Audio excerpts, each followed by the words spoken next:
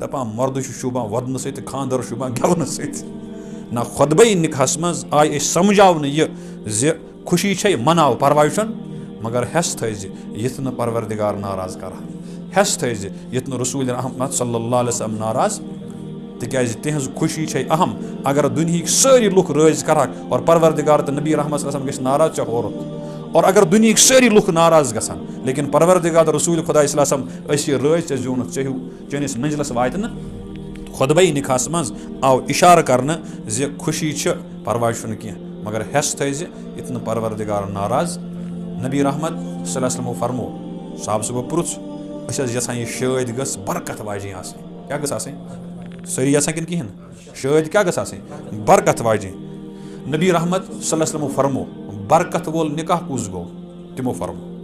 अत हेक्न हेर बोन गछित जरा न दाई गछ न फर्क फरमोक अज़मुन निकाह बरकतन अयसरुहु मुऊनतन निकाहस मज बरकत गसा ये सह साद आस यूता ज्यादा साद आस तीचा ज्यादा बरकत और यीचा सादगी मज कमी गछ तीचा गछ बरकत मज कमी योर यथ चीज कमी करक होर गछ होर कमी योर करक यथ चीज इजाफ होर गछ हुत चीज इजाफ इत पठन परवरदिगारन लाजिम मलजूम थोमुत कि इंसान दोह यम चीज वुछान वक्ती तौर सादगी मज इंसान जरा मुश्किलात कह बासान लेकिन यम तमिस फवैद पत हासिल गसान तिम फवैद तमिस बाकियों चीज़ों मज हासिल गसान लेकिन अलमिया मज अस करो डाक पन्निस पानस ज़ाना ज़ाना पत या लगो मकान बनावनस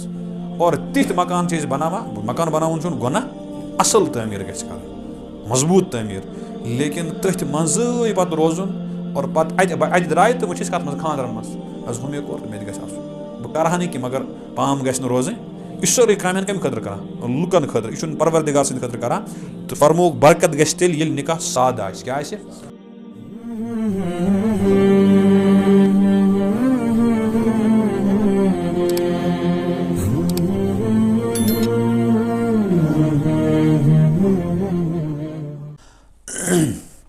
मोहतरम बुजुर्गो असर नमाज कर अदा अल्लाह ताला कर पन्ने बारगाह मज कबूल अम पत बीठ मस्जिद पाकस मज और वुकनस सान बेहनुक मकसद यथ मस्जिद पाकस मज निकाह सपदन वोल अथ निकाहस मुतलिक करो ज कथ अर्ज और तम पत करो ईजाब कबूल गोडनुक चीज़ युस अस सारनी जहनस मज थावन बल्कि न त्रे चीज़ नंबर चीज़ निकाह क्या करो वो यमो कोर्मुत अक्सर बेशतर तिम यमन निकाह सपदमुत तिम बदलावन सवाल यमन आज निकाह यमिस बरादरस यमिस बची या यमिस ब्रोह कुन करनस इराद तिम करन सवाल पानस निकाह क्या करो ब तो तुय हजरात अस करो सवाल अस क्या कोर्मुत अस क्या दोयम सवाल अमि निकाहुक फायदे क्या निकाहुक यमन करना तिमन सोचुन अस कोर्मुत जवाब कुन तथ मगर अस सोचो अस गोवा सह फायदे हासिल कि कहें और नंबर 3 अमि निकाहच जिम्मेदारी क्या निकाह क्या करो निकाहस फायदे क्या और निकाहच जिम्मेदारी क्या इन त्रेनवनी सवालन या जुमलन पे गौर कर ब्रो गोड़ सारे पन पन जाए तय कर कि कम तत गस कथ आसान मोहजूर सब बोड़ शायर मज गुजरियोमुत इन स्कूल मज कह वक्त ब्रो प्रेयर पान आज वन तथ मॉर्निंग असम्बली हासिल गसान तथ कहें यह प्रेयर मज हासिल गसान तु आज गसान हासिल कह तमिक तजुर्बे तथ लगे गंट वाज पारनस तत नज़म पारान तथ मज मिसर पारान शक्ल इंसान मगर इंसानियत नश बेखबर हाव मत इम्तिहान यम शक्ल मत मंद छाव अत मज आव वन कि इंसान और रुबाई फारसी जबान मज कंस याद प्रान फारसी थवनी लोय खोय तथ मज थोड़ा सा ब्रोह कुन पकनावन आमुत और तथ मज असल पैगाम बंदे परवरदिगारम उम्मते अहमद नबी दोस्तदार चार यारम ताब औलादे अली अच बेत हिस मिसर बेत मगर सह जेठ तिल कथ हुत कोर मोहजूर सुबन तय इंसान और अम फारसी रुबई लेखन वल कोर तय दोपन बहुस इंसान खोतन हर पहनस इंसान छुस मगर छुस फलदार बहुस बंद परवरदिगार सुंद छुआ किन कहें बहुस उम्मती हजरत मोहम्मद अरबी यह थवन जहनस मज टटिस पैगम्बर अलैहिस्सलामन ज नाम मुबारक ज़ाती अख मोहम्मद सल्लल्लाहु अलैहि वसल्लम और ब्याख नाम मुबारक अहमद यम दुशवै नाम मुबारक कर कुरान पाक नकल गोडनुक कोर नकल 4 फिर और दोयम कोर नकल 1 फिर अम अलाव नबी अलैहिस्सलामन वारिया सिफाती नाव ताहा यासीन मुज़म्मिल मुद्दसिर यम सिफाती नाम मुबारक लेकिन ज़ाती नाम मुबारक ज मोहम्मद तो अहमद चूँकि अत मिसरस मज अहमद लिखित बंदे परवरदिगारम उम्मते अहमद नबी बह छुस उम्मती कोहंद हजरत रसूल रहमत वह कथ हिसाबस मज बहुस इंसान जामुत मगर बहुस इंसान सत सत बंद परवरदिगार सुंद और उम्मती हजरत मोहम्मद अरबी यह सारी माना और यह फख्र कत अस बड़ खुशी अत पे कि बंद तह उम्मती त वह सवाल निकाह क्या करो निकाह अत हथ जवाब मगर असल छुस अकुई अख जवाब छुस क्या कर दपान सारी कर मे दोप कर सारी कर मे दोप बत कर क्या कोरुत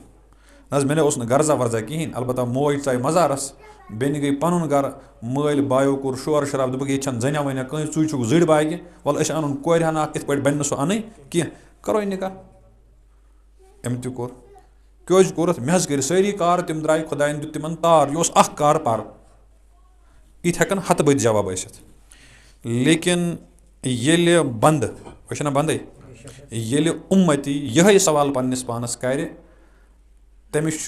जहनस मज मे आयत गोडनथ पर वमा खलक्तुल जिन्न वल इंसा इल्ला लियअबुदून परवरदिगार फरमावान ज इंसान बनोमुत बंदगी खतर और बंद कम खतर बंदगी खतर उम्मती कम खतर बंदगी वफादारी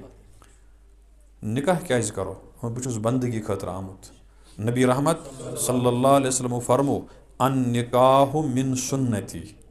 अन निकाह यह सिर्फ खजर गोचरन लेखुन कह न निकाह कागजस लेखुन यह दिलस मज खनुन पत् वर्तावन अनहर अनहर मलिस याद पावन खतर कुछ सात स्टेटस तावान आज पुर मौल सबन वाज अन निकाह मिन खबर कथ जहनस मज अमिस मा फिर कुछ सात मित कर खरगान कुछ जाए बड़ अकलमंद बच्चा आसा निकाह सोन तरीक रसूल नाज़नीन सल्लल्लाहु निकाह सोन तरीक निकाह कम मगर अत कर निस्बत नबी अलैहिस्सलाम पन्ने ज़ात कुन और यथ कामे नबी अलैहिस्सलाम फरमावन यह सन कम यह खुदाय सिंदन बंदन अस टटिस नबी सबन उम्मतियन खतर इबादत आसा और कम खतर बनमित इबादत खतर और नबी रहमत सल्लल्लाहु अलैहि वसल्लम फरमो निकाह सोन तरीक और टटिस पैगम्बर अलैहिस्सलाम हुंद तरीक अस उम्मतियन खतर क्या इबादत किन कारबार तो जवाब आव तेल निकाह क्या करो निकाह इबादत और बुशनस परवरदिगारन थुरमुत इबादत खतर नमाज पढ़ इबादत ईमान अन इबादत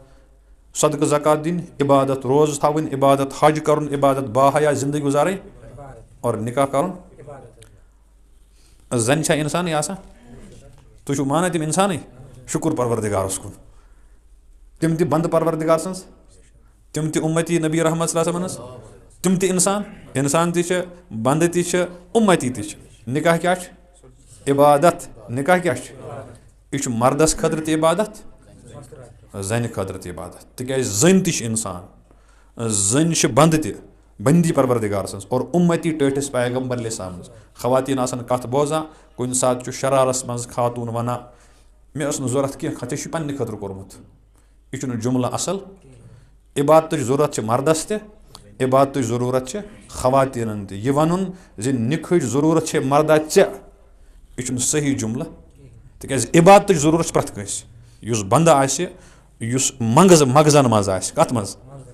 तमस पे हुकुम ग नफिज सह मर्द स्तन सह खातून स्तन दोपक यह इबादत यह थकू मा तुम दोयम सवाल न अगर इबादत करो अत क्या तर फायद क्या फायद इबादत फायदो खतर करान इबादत करान हुकुम जानित मोन पीर तो मुर्शिद हजरत शेख सैयद अब्दुल कादिर जिलानी रहमतुल्लाह रहमतन वासिया तहज किताब गसन परने और असल पे समझित तहज अख मशहूर किताब फयूज़ यजदानी असल नाव अल फतहुर रब्बानी तो उर्दू तर्जम फयूज़ यजदानी के नाव सत गोमुत तम किस अकिस खुतबस मज तम एक जाए फरमावा मा अल इस्लाम इस्लाम क्या गो पत तम जवाब दिवान पाने अल इस्लाम हुवल इस्तिस्लाम इस्लाम गो सबमिशन सरेंडर यह आव न समझ बह वन गाम पर गामस बसान इस्लाम गो गर्दन मंडिस पे थावन टोठा यह मर्जी मल वुच ख्वाब कुरान पाकन वोन मल वुच जन तो निचू जबह करा नचविस पुरुष पतरा अच्छा वुच ख्वाब आज सह ना फरमा बरदार क्या वोन या अबतिफ अलमा तुमर टोठा अत क्या पुरुष गर्दन यह क्या युत हेर हुकुम आव फिरव ना तथ मंडिस पे गर्दन मसलन हुकुम आव ईमान अन उनम परवरदिगारा हुकुम आव अस पर नमाज असर पोर ना आज गो 1486 1400 यानी हिजरत गई आज ताम 1486 वरी बे अगर बे 13 वरी खालोस हिजरत ब्रोट तो यम गई तकरीबन 59 तो 1459 वरी गई इस्लामस आमतिस पत अगर बे 40 खालोस यह गो तकरीबन 1500 वरी अक वरी कम 1500 वरी अक वरी कम इम गई नबी रहमत सरसमस यह दुनिया मज तवल्लुद सपदमतिस आम तकरीबन 1500 वरी अक वरी तक 40 वरी गो इस्लाम शुरू गई वही नाजिल पत 13 वरी मक्का शरीफस मज तो पत कर हिजरत हिजरी कैलेंडर बनो हिजरत पे गई कि 1500 वरी गई अल पल चलो 1450 वरी गई नमाज पढ़ा गई ना यह दुनिया बे पक तन 1400 वरियन 14,000 वरियन दिगरस चप कर पन इमाम सबस कि बड़ चलस मा ना मौलवी साहब क्या कर मैं थे वो नौ पानस गोस क्या ना यह चल ना जुमा दो बड़ जुमा दो मगर पेशनस ना पा इमाम सप कर शामस खोपतनस अत चल सप कर यह क्या अत मज क्या हिकमत नबी अलैहिस्सलाम पूर इथे पे हिकमत कर मे बयान तह बयान तिमो कर हिकमत बयान तिमो साहब सबस पुरसुक हजरत अबू हुरैरा रज़ियल्लाहु अन्हु यह क्या पेशनस दिगरस छप कर तो शामस खोपतरस फजरस बड़ दोनस अस वुच नबी साहब यह करा अस वुच नबी साहब अमे अलाव यह जाना यानी सन कम क्या यह हुकुम आव मानो यह हुकुम आव अलबत्ता पत कत समझन परवरदिगारन कोर वाद ये इबादत करक बह दिमे मजूर अजुर सवाब दिम बह गहे रज बह मुसरावे दरवाज नमाज रोज़ ज़कात हज निकाह क्या इबादत निकाह अत क्या फ़ायद अत क्या हत बद फ़ायद हत बद फ़ायद कुरान पाकन कर ज बड़ फ़ायद बयान कत ज बड़ फ़ायद मुमकिन तथ मज शक आह अलबत्ता गोबे पहनस गस तिज त्रीम कत कर्म कहें तो इसलिए दोमिस पे पूरा सुकून गसा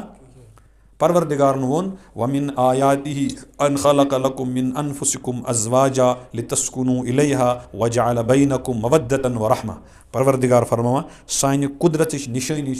अश इंसान जोर जोर बनामत जोर मगर यह गोडनिक दो समझ करतन गोबर मल तो कोर मल यमो शुरन कोरमुत नजरा पजरा अस दिस ना दोन चोन जायन नजर 18 चीज रलान बस मामूली मिजाजी रलान अस आई ना बराबरी लड़क वाल बराबरी कोर माल कहें कोर माल बराबरी लड़क वाल कहें कुन जाए गसान दुश्मनी कर इन बाकन सन निवान बराबरी अत करो ना अगर अत करो तो तेल छोन प्रोन रिश्त पत लोग कुन जाए पोट अगर इन पुछो ना तुह कित पे रलो अस फिक्र तुर ये क्या गो अस रले सारी चीज ना अस बा ईमान यह परवरदिगारन थम ये जूर बन नसन फिलहाल होर वातन तूर लिखित तकदीर तथ वन अस मगर नर वटित बेहान वातन तूर ये तमिस लिखित थोमुत तो गो रिश्त परवरदिगार फरमा सान कुदरत निशानी अस बनमत बाज जोर जोर और अंदाज गस कर हयादारी सान कत गंड कत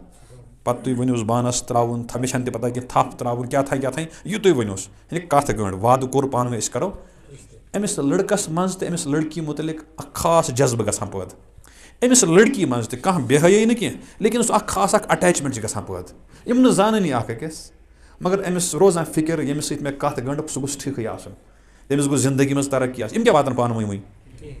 मगर क्या था परवरदिगार इन दिलस मज त्रावान यम अकिस बाज तसवुर करान सपुद निकाह निकाह रिश्त गो हलाल परवरदिगार फरमावा युथ यम बाज निख शक्ल मज गंड इन गोडन्युक फ़ायदٕ आसि यमन लितस्कुनू इलैहा ज़ि अमि निकुक अख फ़ायदु छु यमन छु निकाह सहित जिंदगी में सुकून यवां, करार यवां, इत्मीनान यवां। बे निकाह छु बेसुकून आसान, ये निकाहस मज दिमा अमिस सुकून यवां इवन परवरदिगारन गोडन्युक। और दोयम फरमो परवरदिगारन वजअल बैनकुम मवद्दतन व रहमा, यह गोडनिकसी दोयम हिस, यह दोयम चीज, गोडनिकसी क्या हिस, दोयम हिस। परवरदिगार फरमा पत छुस बह इमन बचन दोन मज मोहब्बत पैदा करान, क्या करान पैदा, मालिस माजुन ते मोहब्बत आसान मगर खानदार सुन ज्यादा पहनस आसान। यह पकनौन परवरदिगारस कायनात इथे पे। लड़कस तुझ मालिस माज कदर आसान मगर अकलमंद दाना दीनदार, अमिस पन्निस बच सज फिक्र आसान, यह अत मज तकाबुल करान, कंपेयर कर नहीं। परवरदिगार फरमा बह मोहब्बत पैदा करान। और पत थोड़ा उम्र हर खसान, थोड़ा उम्र वन मोहब्बत मेठा, वन मोहब्बत और वन गसान यह तब्दील हमदर्दी मज, कत मज यह मगर बुजरस मज समझ यह जवानी मज समझ जवानी मज हाय हेलो आसान, अहन ना ठीक हु गई बज वाजवान सालस कुन जाए खानदार रज बित यह गि नापरहेजी कर तमिस खरा यह सह तमिस वाजवान दिमा खान अम मूजूब यह असल नफर कि अम मूजूब अमिस गि सेहतस की मसल सह पूर गरस सत जंग कर मगर अमिस गोस 8 बजे चाय कतर वातुन तत गि यह दोद आसन तत गि हुनून आसन यह कुछ तमिस करनावान। यह मोहब्बत तब्दील गोमुत कत मज हमदर्दी मज। और ये बच रावान ये बच चाहे पत खानदानी राय चाहे खानदार राय इन बचन सारी चीज़ मैसर मगर इन हमदर्दी तो सुकून दिन वोल तिस इन अकिस पन्निस बच सत जज्बातन इजहार कर कथन सह बोजन वोल अत तवे गि कत गोब बह कर अर्ज तवे शरीयतुक मिजाज कि मर्द या खातून मुसलमान गि पूरी जिंदगी जहन त अनहुर आसन यानी बेनिकाह आसन। हजरत अब्दुल्लाह बिन मसूद रज़ियल्लाहु तआला फरमावान मिशकात में रिवायत मौजूद जे अगर मे पता लगे बस मे 10 दो मरनस कस दो बह रोज इन 10 दोहन तो निकाह वराई चूँकि ये समाजस मज तुह तो रोजान ये निकाह थोमुत सिर्फ सेक्चुअल रिलेशन, सेक्चुअल रिलेशन थोमुत नाव निकाह यह अमुक पार्ट अख जरूरी पार्ट अख यह इबादत अख लेकिन असल निकाह क्या पुरसकून जिंदगी हुंद बायस, पुरसकून जिंदगी हुंद। और यमुक फायदु इंसानस गसान तम सात एहसास यम सात तम बचो दो मज मज़ारस अचान अम पे सारी चीज़ मौजूद मगर सुकून तो करार मौजूद। तो कत रोज दोयमिस सवालस पे निकुक फ़ायदे क्या परवरदिगारन फरमो बह सुकून पैदा करान। और दोयम फ़ायदु कोर परवरदिगारन बयान कि सानि कुदरत निशानी यह इमो गरवाजो कन वजअलना लकुम मिन अज़वाजिकुम बनीन व हफ़दा, हो मर्दो पन्न इमन गरकन ऐजो कदर करा तिज तुहंदिस खानदानस रच अहदी मर गथान यह तम आयत हुंद खुलास। परवरदिगार फरमावान वजअलना लकुम मिन अज़वाजिकुम तुहजो गरवाजो मज तुहंद खतर बनीन शुरन हुंद व हफ़दा और अम पे जुरन हुंद इंतजाम कर। और अगर तुम सोचो ये बड़बब आसान तुम पन्नो शुरो खुद तिहंदी शुर टठ पन्न शुरन तल पे शलख कोर्मुत आज मा हेयु तुम मट लेकिन अगर वो आज तुहद नीचू पन्निस नीचुस रोब वोब कर तुम जबरदस्त टेंशन यह क्या रोब कर यह बल्कि तुम बचस पन्निस नीचुस शरारत कर यह लकोट बचावान तमिस नश। परवरदिगार यह खानदान पकान इथे पे यह खानदान पकान कि मालिस पता पन्निस औलादन शुर पन्ने खुद ज्यादा टड़ गसान।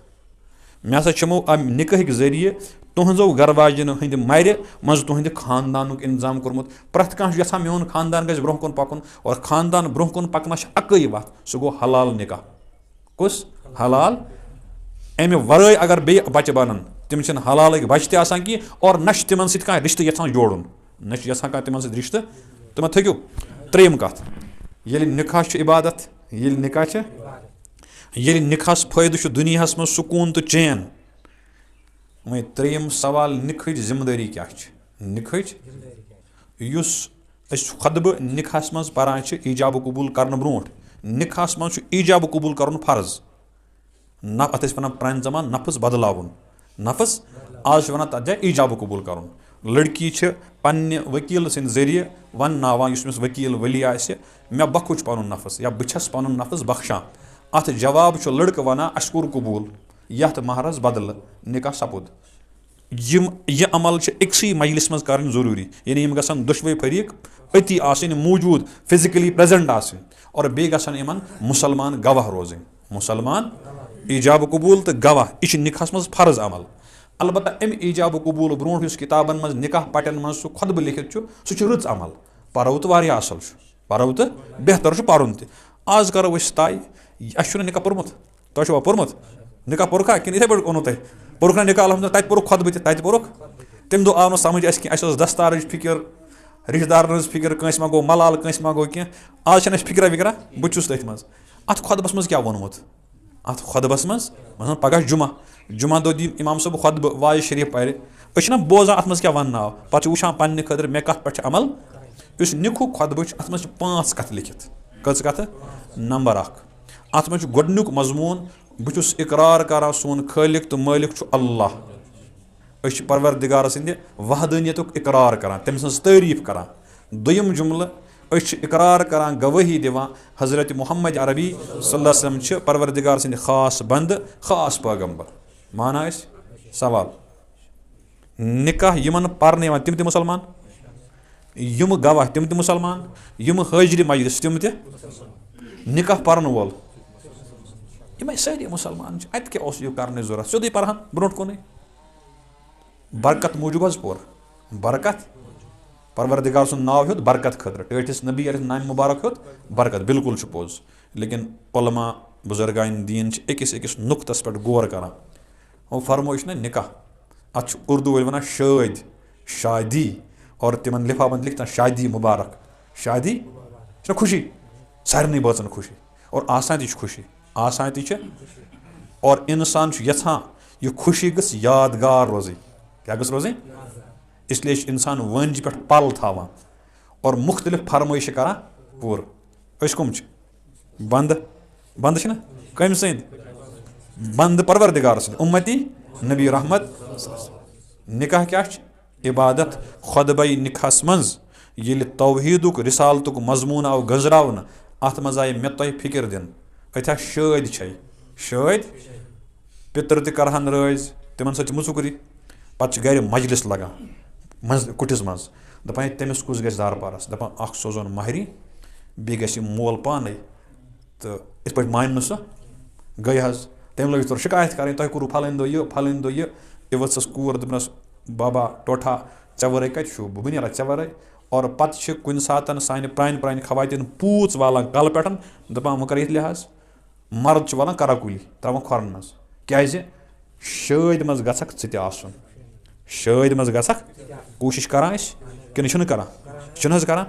खुतबा निकाहस मज परवरदिगार सुन तज़किर ठिस नबी अलैहि तज़किर बरकत अलाव अस पैगाम शाद छना सारी करतक राज परवरदिगार कोरथ ना राज कि कहें नबी रहमत सल्लल्लाहु अलैहि रजामंदी हुंद ख्याल थोथा कि कहें अत पे वन मस्तूरा दपान यह पहरा क्या तस करो क्या गि पहरा हाँ अगर शफा तो पहरा कि सह ज्यादा सह वरियस गो तो गो फसो तो यानी नबी सबन शफात ना यह गई एक मजलिस मज गई तो यह अक पहर कि ज्यादा चाहे पे टाइम झूठ पान मगर अक पहर अक अगर तथ पहरस तमो दोप जान ज कुछ मस्तूरात न समझुन मर्दन दपान यह पहरा और बे कशुर अत वन दपान मर्द शुबान वदन सत खानदर शुबान गेवन सत ना खुतबा निकाहस मज आय समझावन यह खुशी छे मनाव परवाह मगर हेस थज यथ न परवरदिगार नाराज कर हेस थज यथ न रसूल रहमत सल्लल्लाहु अलैहि वसल्लम नाराज तिज तिहज खुशी छे अहम अगर दुनिया सारी लुक राज कर और परवरदिगार तो नबी रहमत सल्लल्लाहु अलैहि वसल्लम नाराज औरत और अगर दुनिया सारी लुक नाराज गसन लेकिन परवरदिगार रसूल खुदा सल्लल्लाहु अलैहि वसल्लम राज चे जून चनिस मंजिलस वात न खुतबा निकाहस मज आव इशार कर खुशी परवाह कह मगर हेस थज यथ न परवरदिगार नाराज नबी रहमत सल्लल्लाहु अलैहि वसल्लम फरमो साहब सुबह पुरुष यहां यह शाद गस बरकत वाजिन क्या गस सारी कि कहें शाद क्या गस बरकत वाजिन नबी रहमत सल्लल्लाहु अलैहि वसल्लम फरमो बरकत वोल निकाह कुस गो तमो फरमो अत हेक हेर बोन गसित जरा न दई गस न फर्क फरमोक अज़मुन निकाह बरकतन अयसरुहु मुऊनतन निकाहस मज बरकत गसान ये साद